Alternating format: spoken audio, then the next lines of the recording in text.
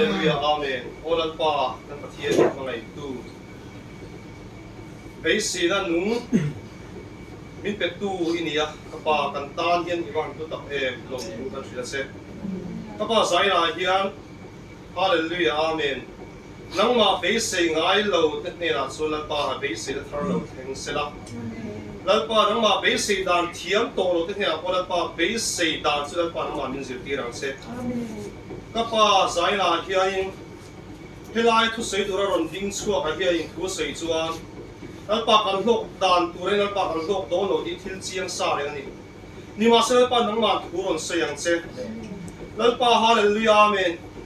Isu Krista he khovela ron kala hallelujah mit delte mit ivar dengmung te alpa zeng te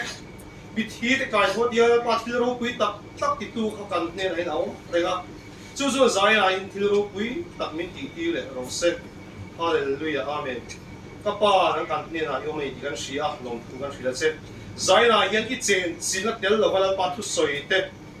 I chen tel lo wala pa thil ti eng ma kan du lo chu wang chun nang kan ne lo mang se Isu Krista green ron di le amen